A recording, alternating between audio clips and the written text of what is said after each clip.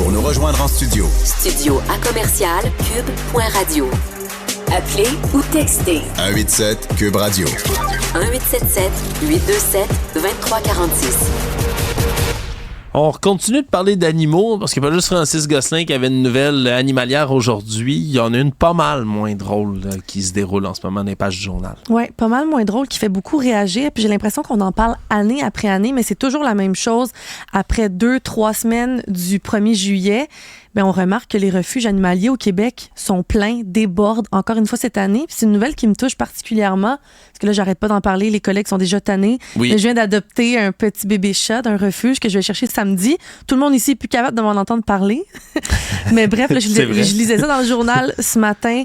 Puis c'est fou de voir que c'est pas juste à Montréal, pas juste à Québec, mais vraiment partout dans la province que ça déborde. La Société protectrice des animaux et l'organisme Adoption Lapins sans abri en ont plein les bras cette année. Là, on est à peu près presque au mois d'août. Ça fait presque 1 an que les gens ont déménagé. Puis on le sait, il y a de plus en plus de logements où on n'a pas le droit d'avoir des animaux. Donc, les gens doivent de plus en plus s'en départir. Hein. C'est soit, c'est le logement disponible, je peux l'avoir, mais je dois me délaisser mon chien, mon chat. Et là, cette année, 130 lapins qui ont été abandonnés. Oui, c'est pas pour rien qu'un organisme qui, là, tu dis, ça s'appelle quoi? Lapins sans abri? Adoption Lapins sans abri. Ils sont complètement débordés. Ils doivent refuser des lapins. Pour qu'il existe un organisme entièrement dédié en ce moment aux lapins sans abri, là, pensez-y 2 secondes, à quel point il y a du monde qui se débarrasse de cet animal-là au Québec.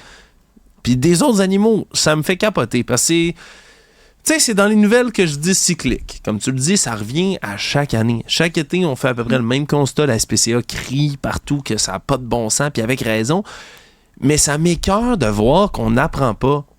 Les gens qui décident d'avoir un animal de compagnie, c'est, on se comprend, très différent, mais similaire à ceux qui veulent avoir un enfant. Si vous n'êtes pas prêt à en avoir, n'en ayez pas. C'est simple ce que je veux dire. Si vous n'êtes pas prêt à assumer la responsabilité qui vient avec tout ça, faites-le juste pas. Ne le faites juste pas. Puis ça m'écoeure de voir qu'à chaque année, mais ça va recommencer encore et toujours. Puis c'est qui les victimes là-dedans? Mais c'est les animaux de compagnie eux-mêmes. Des animaux qui ont qui ont des émotions, qui ont une vie à eux, puis qui auraient pu aller dans n'importe quel autre foyer de bonne foi qu'ils n'auraient pas abandonné pour à peu près tout et n'importe quoi.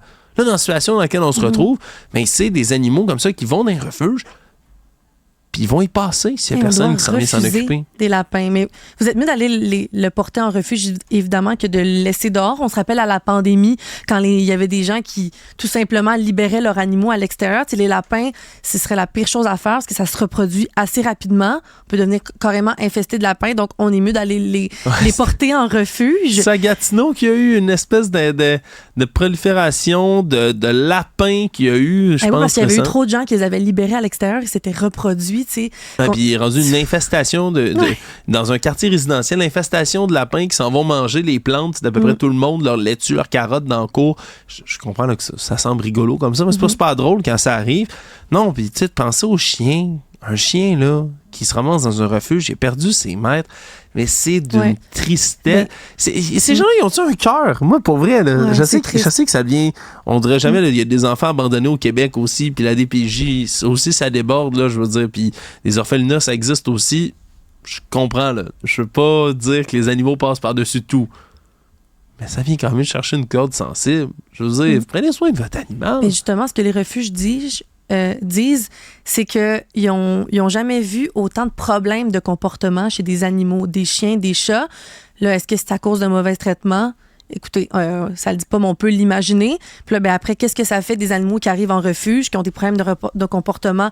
Pourquoi? Est-ce que c'est parce qu'ils ont manqué quelque chose, ils ont eu mauvais traitement? Là, ils arrivent en refuge, ils sont complètement abandonnés. Puis bien là, les nouveaux acheteurs, est-ce que toi, tu veux adopter un animal de refuge? C'est souvent les gens, ce qu'ils recherchent, c'est des animaux qui sont bébés. Là, des fois, les animaux sont rendus plus vieux. Déjà là, sont plus durs à être envoyés dans des familles parce que ces familles-là cherchent des bébés. Puis là, en plus, ils ont des problèmes de comportement. Donc là, il y a des animaux qui sont pris dans les refuges. Personne ne veut les adopter. Juste à Québec, c'est 139 cages pour chats qui sont occupées, 40 cages pour chiens, donc 40 chiens. Puis à Montréal, c'est 75 chats. Puis il y a eu dans les dernières semaines 35 nouveaux chiens, puis 50 petits animaux. Donc c'est à peu près là, 550 bêtes qui sont dans des familles d'accueil en attente d'être adoptées. C'est complètement fou. Moi, ça me brise le cœur. Puis j'ai envie de crier honte aux gens qui font ça, honte aux gens qui abandonnent leurs animaux. C'est pas un bien que vous faites garrocher sur le bord du trottoir, là. C'est quelqu'un, c'est un être vivant duquel vous avez promis de prendre soin. Puis quand vous achetez un animal, quand vous promettez de vous en occuper, c'est un serment que vous faites. C'est un serment, on est censé accompagner ces bêtes-là jusqu'à la fin de leur vie. Jusqu'à la fin de leur vie. Puis il faut prendre une réflexion. Tu sais, justement, les lapins, là, il y en a beaucoup. On a créé des organismes pour inciter les gens à en adopter. C'est que souvent, tu sais, là, mon enfant, il veut un chien, un chat. Moi, ça me tente pas. Un hamster, ça ne tente pas. Un lapin, tu sais, ça a l'air un bon entre-deux. Mais quand tu adoptes un lapin, ça demande beaucoup plus d'investissement que ce que ça donne l'impression. Renseignez-vous aussi. J'ai le goût de le dire. Renseignez-vous avant. Là, demain matin, vous décidez d'avoir un enfant, vous allez aller lire tous les livres possibles puis les blogs possibles sur prendre soin d'un bébé, comment l'élever, combien ça coûte, que vous avez besoin. Ça pour les animaux. Mais faites ça aussi pour les animaux. N'importe quel propriétaire diligent va faire la même affaire. Aller se renseigner sur les coûts, aller rencontrer quelqu'un qui en a un lapin, aller regarder à quoi ça ressemble, en prendre soin au quotidien, combien ça coûte pour la bouffe. Tantôt, notre collègue Francis Gosselin nous disait justement que le prix de la bouffe pour chiens, pour animaux domestiques, ça a doublé depuis 2019. Les coûts de vétérinaire aussi, c'est une très grande raison des abandons. Tu sais, les gens y arrivent, il se passe quelque chose avec leur animal, ils peuvent pas défrayer les coûts. Ça coûte de l'argent. Avoir un animal, ça coûte de l'argent. Si vous êtes prêt à le faire, que vous avez les moyens financiers, que vous avez les moyens de temps, d'espace pour un animal de compagnie, faites-le. Sinon, réfléchissez-y comme il faut, parce qu'après ça, peu importe ce qui arrive, vous ne pouvez pas juste abandonner votre animal. Je vous le dis, vous pouvez pas juste faire ça. C'est sans cœur, c'est dégueulasse, puis ça m'écoeure.